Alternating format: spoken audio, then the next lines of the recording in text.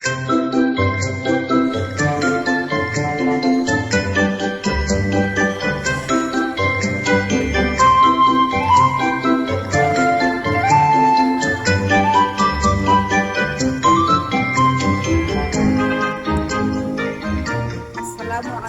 warahmatullahi wabarakatuh.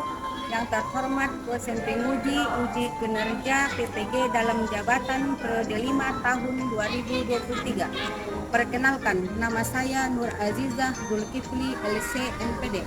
Saya mengajar mata pelajaran sejarah kebudayaan Islam di MTS Darul Ikhlas Dalang Lidang Kabupaten Mandailing Natal, sekaligus sebagai mahasiswi PPG dalam jabatan tahun 2023 program studi sejarah kebudayaan Islam di LPTK Universitas Islam Negeri Mahmud Yunus Batu Sangkar dengan nomor peserta 8781970205071. Saya akan melaksanakan uji kinerja di MTS Darul Ikhlas Dalang Lidang. Berikut video praktikum pembelajaran saya.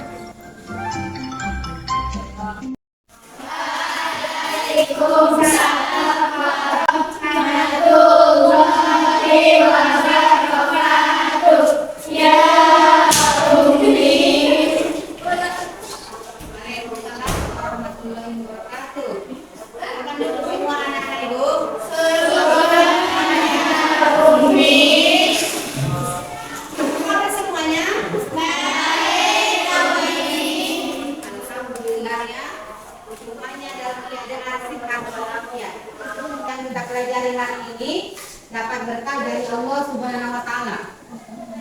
Kita mulai dengan berdoa.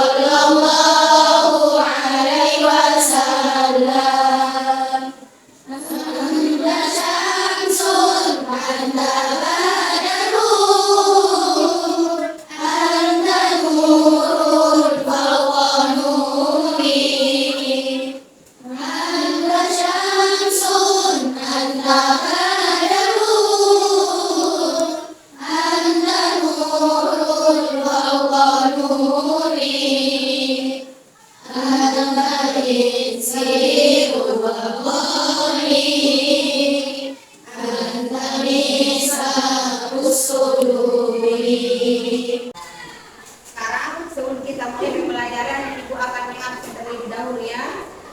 Amelia datang. Mada.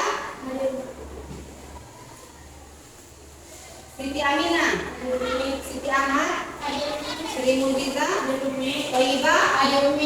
Zakia. Zahwa. Zaskia.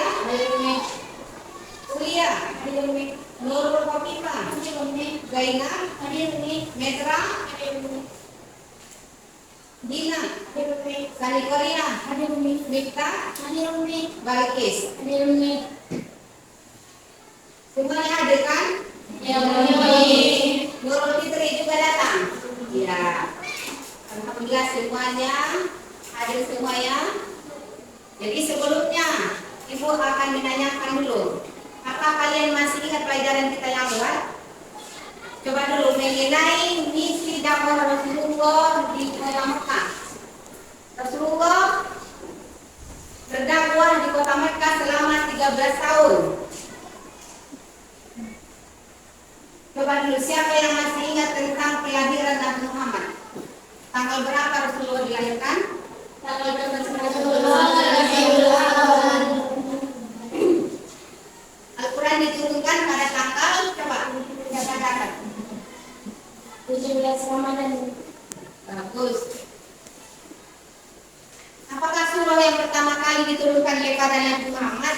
Ayo, coba. Al-Alaq dan Al-Umi. Di manakah turunnya surah Al-Alaq? Siapa yang dapat? Di dua rakaat. Betul.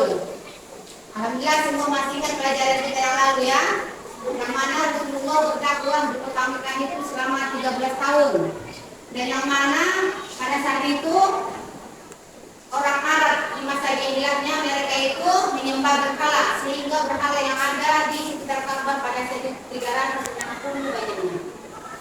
Jadi Rasulullah itu berdakwah untuk mengembalikan akidah mereka yang selama ini menyembah patung atau berhala, supaya mereka itu menyembah Allah Subhanahu wa Ta'ala.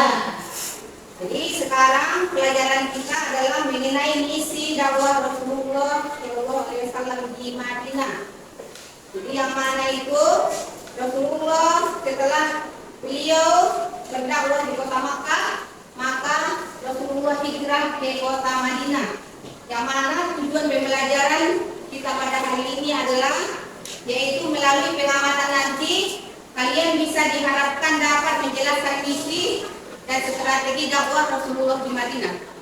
Dan yang kedua, nanti melalui tanya jawab kalian bisa dapat menganalisis apa misi dakwah Rasulullah di Madinah.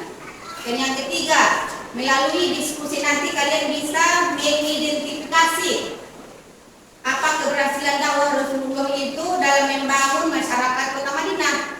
Dan yang terakhir, melalui pemberian contoh nanti kalian bisa dapat mencontoh bagaimana perilaku Rasulullah dan sahabat. Itu dia tujuan pembelajarannya ya. Dan ada pun langkah-langkahnya. Yang pertama bahwasanya nanti kalian mengamati video, yang mana di situ video itu ditampilkan bagi hijrah Rasulullah SAW. Dan dari video itu nanti kita akan tanya jawab. Setelah itu nanti kalian berdiskusi.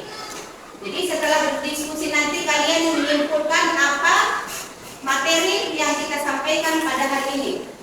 Dan selanjutnya nanti kalian akan mempresentasikannya ke depan. Setelah didiskusikan dan kalian itu akan mempresentasikan salah satu dari kelompoknya nanti maju ke depannya. Jadi ibu akan membagi kelompoknya masing-masing ya. Yang pertama kelompok satu nanti ketuanya Sani Korea. Yang kedua kelompoknya Soleha. Yang ketiga kelompoknya Balkis. Yang ketiga kelompoknya Toibah. Yang keempat kelompoknya Zakia ya. Tapi terlebih dahulu kita ibu akan memutar video.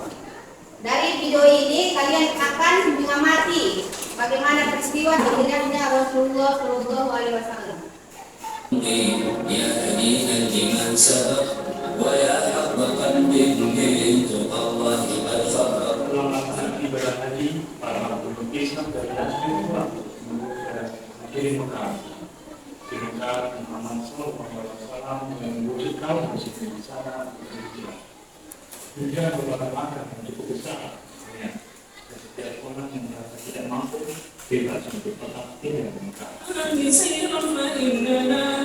Dalam musibah tahun 422 Masehi, sekitar 70 orang bersama keluarganya meninggalkan Mekah menuju Madinah. Di sana mereka tinggal di rumah harus menerima limbah negara dan diakui bahasa Tuhan. Setelah tersebut ditemui Krisnya yang kali dan akhirnya disepakati dalam ketika ada urusan kecil, guru Nabi SAW berjatuh oleh Jibril di bawah doanya dan isinya memberitahukan pada beliau tentang kemampuan manusia tersebut dan diberitahu kepada dia untuk hijrah dari Mekah. Jibril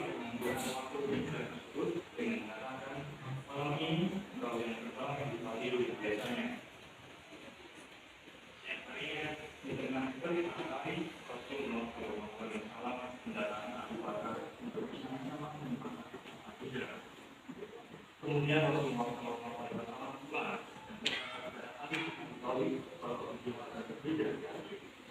Pada malam harinya Rasulullah SAW memberikan berita pada Ali. Tidurlah di tempat duduk di rumah yang sudah hijau yang akan berkembang ini. Dan aku hidup seperti ada sesuatu pun yang kau benci dari mereka yang mampu memberikan kau. Jadi dalam para pembunuh pesan Quraisy akan kumpul di Rasulullah SAW. Setelah Rasulullah SAW keluar dan menuju barisan-barisan mereka, beliau menyebut bentuk dengan Al-Baqarah lalu memberikan kehafal mereka. Ketika itu Allah mendapatkan mereka jelas dan menghubungkan mereka dengan mereka di dalam dunia dalam Yasin 9. Kemudian beliau berjalan menuju ke diaman Al-Baqarah dan selanjutnya kedua puan malam itu seperti di belakang rumah Al-Baqarah pada malam hari hingga tembus ke sebuah sur yang menuju ke arah Yaman. Ketika malam tiba di dua, Al-Baqarah berkata, "Demi Allah, jangan kau masuk dulu sebelum aku masuk. Jika ada sesuatu di dalamnya, biar aku yang melalaminya saja." Dia masuk, lalu memulai yang menyebabkan di sampingnya ada beberapa lubang. Salah satunya berkaya dan membuat. Rasulullah itu masuk dan meletakkan kepalanya di pangkuannya, lalu bertidur. Dia merupakan dengan Tuhan berbisa dari dua pintu tubuhnya. Namun dia tidak bergerak sedikit pun, apalagi menunjukkan Rasulullah. Lalu dia menunjukkan yang membawa Rasulullah. Dia berkata, "Jangan menunjukkan maka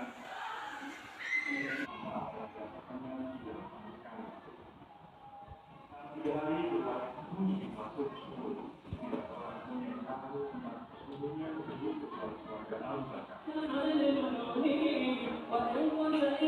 Dan semuanya orang-orang memutuskan untuk menggunakan semua makanan kedua subuh dengan perusahaan tersebut dengan dia tetap mendapatkan eksklusivitas dari informasi keduanya bersyaratkan dengan membawa dua terhadap orang-orang Quraisy.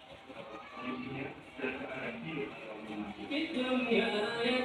Karena para usaha kuda upaya akan melakukan cahaya dan menyebar sampai kelas dan kita tetap rendah dan hal itu tidak membuatkan hati dan kepala. Dan yang ketiga, dengan membuat berpecah seorang laki-laki yang semakin lama semakin dekat. Orang-orang tersebut telah sampai pulang berdua. Tetapi Allah menguasai urusannya. Allah berkata, "Sudah dari sisi Nabi SAW dua, lalu aku mengangkat kepalaku. Ternyata di situ ada kaki mereka. Pantas berkata, Allah yang bahkan kita berdua yang ketiganya akan ngomong."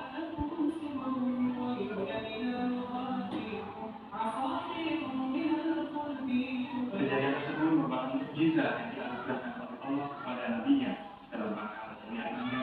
Padahal para kelompok tersebut hanya berhalangan lagi mencapai diri beliau. Menyadari bahwa kafir Quraisy membunuh di sekitar lokasi tersebut, Muhammad SAW dan Abu Bakar meminta teman-temannya untuk membawa kota mereka. Mereka menunjuk Abdullah bin Quraisy al-Laisi sebagai penunjuk jalan. Dia merupakan seorang penunjuk jalan yang berpengalaman. Dia ketika itu masih menganut akan kaum kafir Quraisy, namun keduanya menaruh kepercayaan kepadanya dan menyerahkan kedua kota mereka kepadanya. Kemudian Rasulullah SAW dan Abu Bakar berangkat. Amir bin Fuhairah juga ikut dalam jalan ini. Mereka semua dipimpin oleh Abdullah bin Quraisy dengan menempuh jalur pesisir pantai. Di sisi lain, tawaran hadiah 100 ekor unta bagi yang mampu menangkap Muhammad SAW membuat beberapa orang berlomba-lomba mendapatkannya. Di antaranya adalah Surah bin Malik.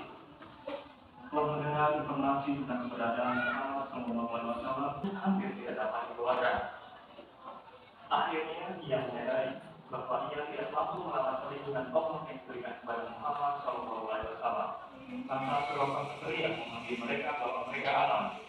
Mereka pun menghentikan langkah. Lalu Surah menunggangi kudanya hingga menunggu mereka. Terbersihlah di dalam dirinya bahwa apa yang dibawa Muhammad SAW ini akan mendapat kemenangan. Surah pun membuka dengan terus permintaan maaf dan jaminan perlindungan diterima, dan Rasulullah SAW meminta agar Surah menghasiakan kejadian tersebut. Surah tidak kembali buka dan berusaha menggagalkan usaha pembicaraan terhadap Muhammad SAW. Selama 7 hari berturut-turut, rombongan Rasulullah SAW berjalan menyusuri kegelapan malam hingga mereka mencapai kampung Bani Sabi di dekat Madinah. Ketakutan mereka berkurang dan pertama kali hati mereka digirah dengan harapan dan jaminan kemenangan. Mereka hampir sampai pada tujuan. Para sahabat Yasin mendengar berita yang mengatakan bahwa junjungan mereka Rasulullah SAW telah melakukan hijrah ke Madinah untuk bergabung bersama mereka di Yasin. Seakan-akan permusuhan dan usaha kaum Quraisy untuk membunuh Rasulullah SAW, umat Islam di Yasin menunggu kedatangan beliau SAW dengan penuh kecemasan dan mencoba mencari informasi pelarian beliau sedang mungkin. Kebanyakan dari mereka belum pernah melihat Rasulullah SAW sebelumnya. Rasulullah SAW dan Abu Bakar di dalam hati Kuba yang terletak di pinggiran Madinah. Di sana mereka menginap beberapa hari dan kemudian disusul oleh Ali bin Abi Thalib. Beliau mendirikan masjid di Kuba dan sholat di dalamnya. Inilah masjid pertama yang didirikan atas fondasi takwa dan kenabian. Pada hari Senin 27 September 672 Masehi, di tengah kecemasan umat Islam akhirnya menderu apa di sana menjadi rumah Nabawi. Kaum Muhajirin dan Ansor bersama-sama membangun masjid dari batang pohon kurma sebagai tiang menjaga atap keluar dari ranting. Satu sisi bangunan yang cukup lebar, tapi dibiarkan terbuka. Demikian, kaum Muhajirin dan Ansor kita membuka sampai kata ini. Rasulullah SAW mengingatkan mereka dan memberikan persaudaraan dan memandang persekutuan. Islam memiliki satu kekuatan dan menghapuskan segala perbedaan.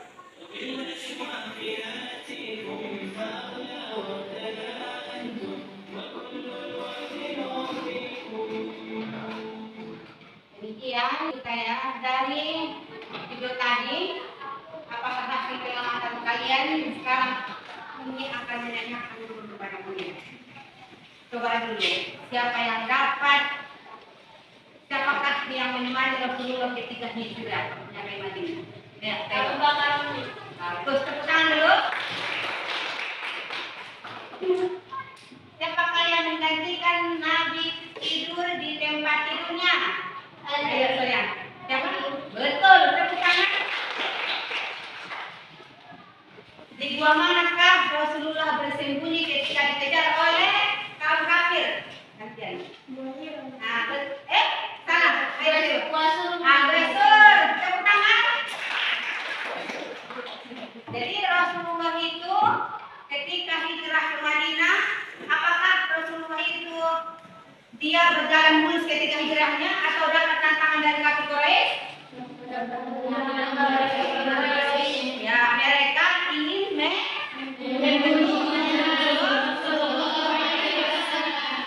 Jadi ketika Rasulullah itu pergi hijrah ke Madinah itu malah mereka ingin membunuh Nabi. Coba, ada yang mau bertanya di sini? Ayo tebak. Nabi. Pertanyaan yang bagus ya. Apakah penyebab Rasulullah itu hijrah ke Madinah? Jadi pertanyaan dari teman kita tadi, Toibah itu, dia ingin mengetahui apa penyebab Nabi itu hijrah ke Madinah. Yang pertama penyebabnya, bahwasanya penindasan kaum kafir yang diterima oleh Rasulullah di Mekah itu sudah terlalu sangat berupaya meninggalkan kota Mekah, hijrah ke kota Madinah. Dan ada lagi di sini pertanyaannya.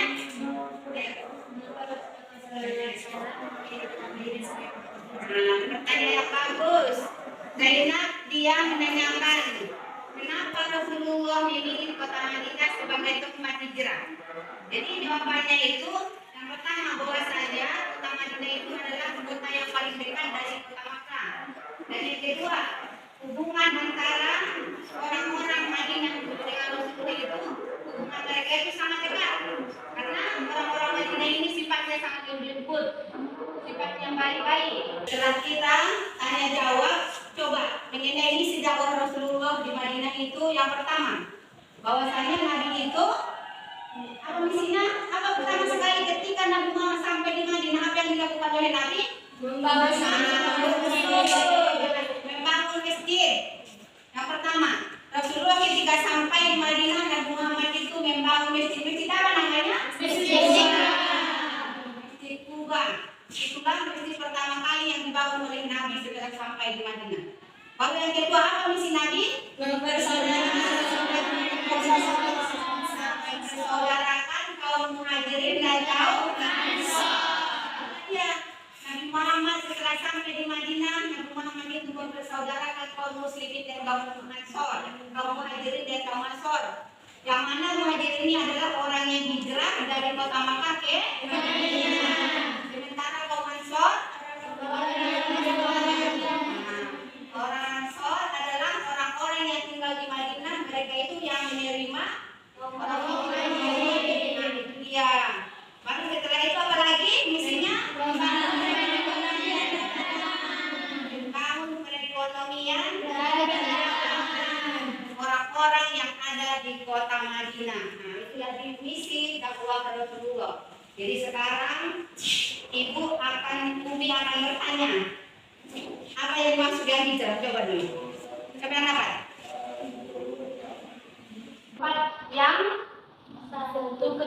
berpindah dari tempat yang jelek atau yang apa? Yang buruk ke tempat yang lebih baik. Atau bisa juga hijrah itu adalah berpindah dari suasana yang tidak memungkinkan atau suasana yang tidak baik, lingkungan yang tidak bagus kepada lingkungan yang bagus. Itulah dia.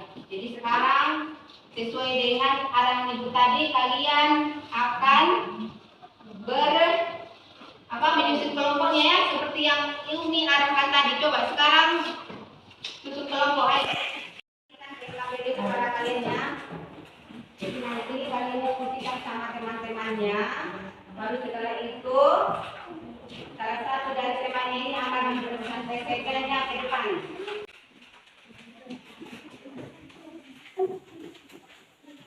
Ya, coba sekarang silakan kerjakan BKPD-nya.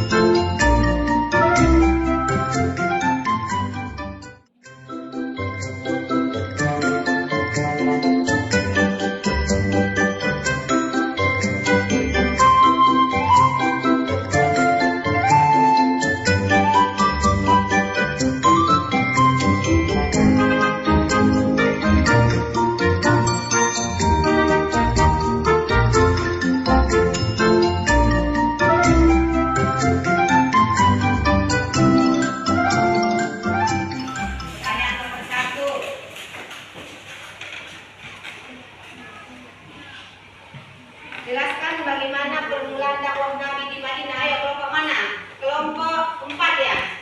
Kelompok 5. Satya. Permulaan dakwah Rasulullah SAW di Madinah adalah Rasulullah SAW menerima Masjid Kuba yang merupakan masjid pertama didirikan oleh Rasulullah. Setelah Rasulullah SAW hijrah, kota Yathrib juga menjadi Al-Madinah Al-Munawwarah, artinya kota yang bersaudara. Peristiwa Rasulullah SAW hijrah dari Mekah ke Madinah ditetapkan sebagai permulaan dakwah Islam, dikenal sebagai Nabi. Nah, bagus, tepuk tangan. Yang kedua, siapa yang dapat? Bagaimana peristiwa penting yang terjadi di Mekah dan di Madinah ketika Nabi berdakwah? Nah, kelompok 3. Tebak. Kelompok 4, ayo. Peristiwa penting yang terjadi di Mekah yaitu turunnya wahyu pertama di Gua Hiro pada tanggal 17 Ramadan. dakwah secara sembunyi-sembunyi selama 3 tahun. Turunnya wahyu secara terang-terangan ditandai dengan turunnya Quran surah Al-Hijr ayat 94. Adapun peristiwa yang penting yang terjadi di Madinah adalah pembangunan Masjid Nabawi, mempersaudarakan kaum Muhajirin dan Ansor, membangun perekonomian dan perdagangan. Ya, bagus, tepuk tangan. Sekarang pertanyaannya, apa saja misi dakwah Nabi Muhammad Sallallahu Alaihi Wasallam di Madinah? Ayo kelompok mana yang dapat? Ya. Kelompok 3. Misi dakwah Nabi Muhammad SAW di Madinah adalah 1. Membangun masjid sebagai pusat kegiatan umat. 2. Mempersaudarakan kaum Muhajirin dan Ansor. 3. Rasulullah membuat dakwah Madinah yang mengisi orang-orang Yahudi dan Kristen harus tunduk dengan aturan masyarakat Madinah. 4. Membangun perekonomian dan perdagangan. Bagus, tepuk tangan. Pertanyaan selanjutnya.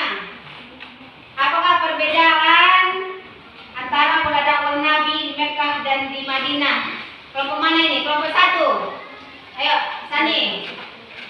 Misi dakwah Rasulullah SAW di Mekah yaitu yang pertama, Rasulullah SAW mengajarkan kepada manusia tentang akidah dan larangan menyembah selain Allah Subhanahu wa Ta'ala. Yang kedua, mengajarkan akhlak terpuji. Yang ketiga, menegaskan tentang adanya hari pembalasan.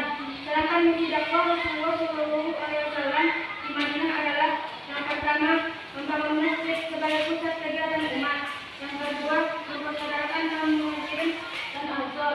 Yang ketiga, membangun perekonomian dan perdagangan. Ya, bagus, tepuk tangan. Dan yang terakhir, kelompok mana yang belum bisa menjawab? Belum ada jawabannya? Kelompok 2 ya. Coba dulu kelompok 2. Sebutkan dulu ibrah yang dapat diambil dari dakwah Nabi di kota Madinah. Ayo, siapa ini? Soleha perwakilannya. Ibrah yang dapat kita ambil dari dakwah Rasulullah SAW di Mekah adalah Rasulullah SAW sebagai rahmat dari alam semesta mengajarkan kepada manusia tentang akidah yang benar, memperbaiki akhlak bangsa Arab yang jahiliyah sebagai suri tauladan kepada manusia.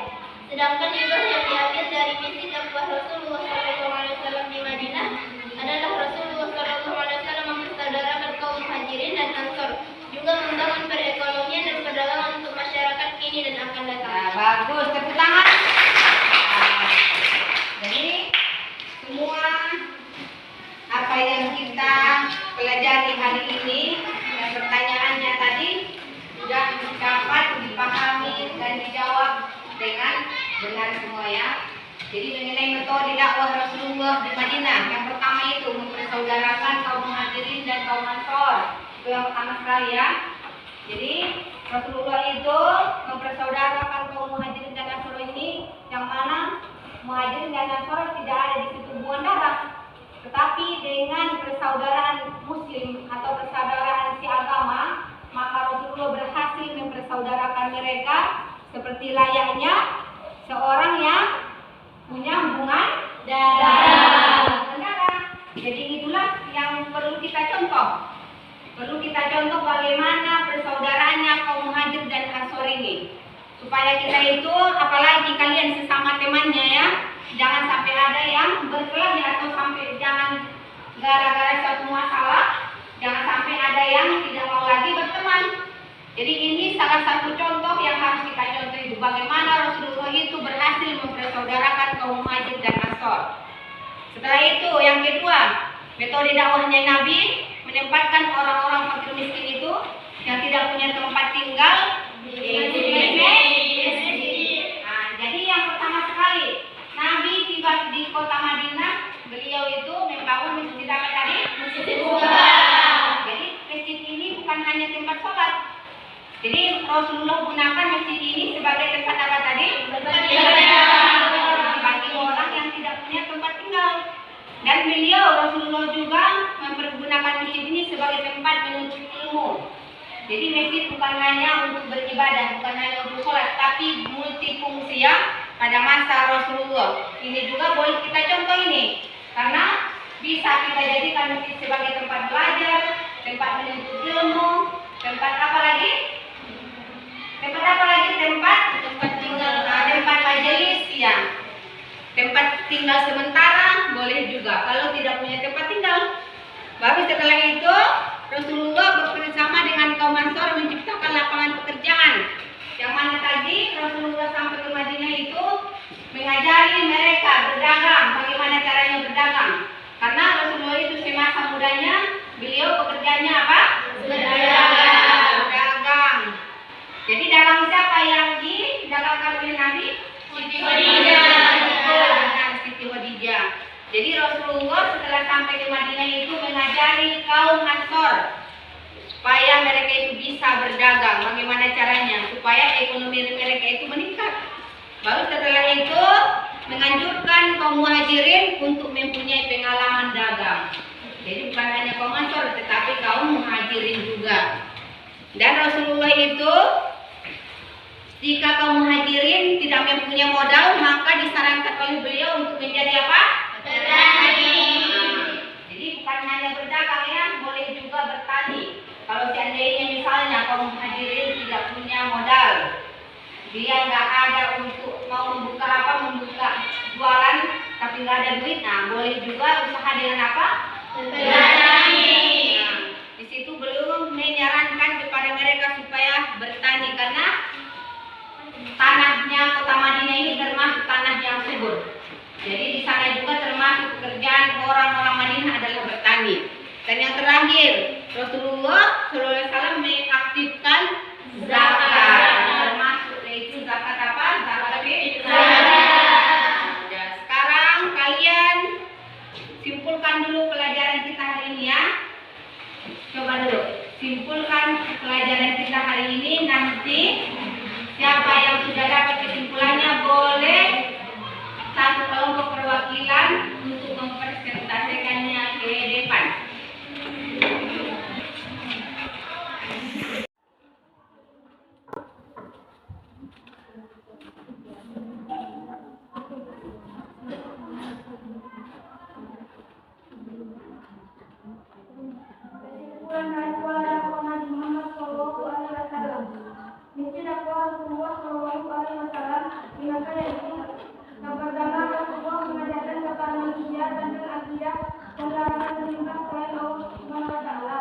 Yang kedua, mengajarkan alam terpuji. Yang ketiga, menegaskan tentang adanya hukum teladan. Sedangkan misi dakwah Rasulullah Shallallahu Alaihi Wasallam di mana adalah yang pertama membangun masjid sebagai pusat kegiatan umat. Yang kedua, memperbolehkan kaum Muhajirin dan Ansor. Yang ketiga, membangun perekonomian dan perdagangan. Peristiwa penting yang terjadi di Mekah yaitu yang pertama, turunnya wahyu pertama di bawah tanggal 17 Ramadan. Yang kedua, dakwah secara komunitaris selama 3 tahun. Yang ketiga, turunnya wahyu secara terang-terangan ditandai dengan turunnya Quran surah Al-Hijr ayat 94. Adapun peristiwa penting yang terjadi di Madinah adalah yang pertama, pembangunan Masjid Nabawi. Yang kedua, mempersaudarkan Muhajirin dan Ansor. Yang ketiga, membangun perekonomian dan perdagangan. Nah, bagus. Tangan. Nah, kelompok dua. Siapa ya? Kelompok dua dari kelompok dua. Apa hasil diskusinya?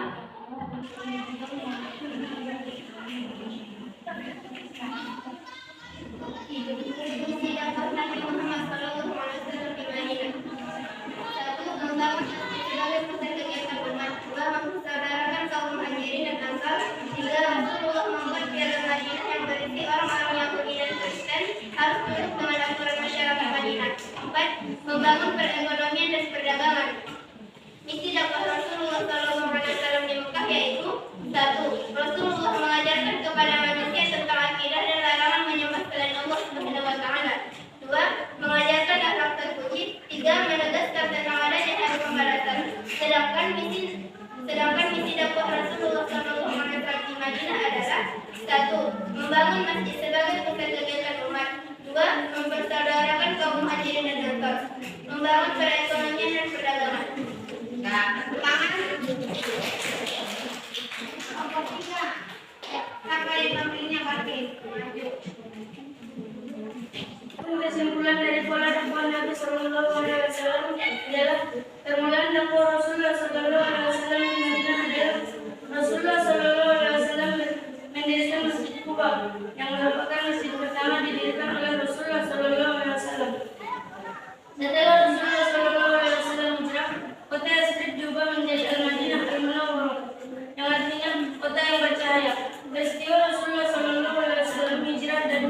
ke Madinah ditetapkan sebagai permulaan tahun Islam dikenal dengan tahun Hijrah. Misi dakwah Nabi Sallallahu Alaihi Wasallam di Madinah adalah: 1. Membangun masjid sebagai pusat kegiatan umat. 2. Mempersaudarakan kaum Muhajirin dan kaum Ansar. 3. Rasulullah membuat kaum Madinah yang berisi orang-orang yang kediamannya dan lestari harus tunduk dengan aturan masyarakat Madinah. 4. Membangun perekonomian dan perdagangan. Nah, bagus tepuk tangan. Jadi mengenai kesimpulan kita pelajaran kali ini adalah bahwasanya metode dakwah Rasulullah di Madinah dan di Mekah itu berbeda ya. Yang mana di Mekah tadi Rasulullah berdakwah dia untuk memperbaiki akidah para kaum kafir Quraisy. Mereka yang selama ini menyembah patung berhala. Dengan datangnya Nabi memperbaiki akidah mereka dengan menyembah Allah Subhanahu wa Ta'ala. Kedua, Rasulullah memperbaiki akhlak kaum kafir Quraisy. Akhlak mereka selama ini akhlak yang sangat jelek, akhlak tercela, seperti mabuk-mabukan, berjudi, dan bahkan membunuh anak perempuan. Dan pola dakwah Rasulullah di Madinah itu diantaranya membangun masjid, itu Masjid Kuba, dan sekarang Masjid Nabawi. Lalu setelah itu yang kedua mempersaudarakan kaum Muhajirin dan Ansar. Yang ketiga membangun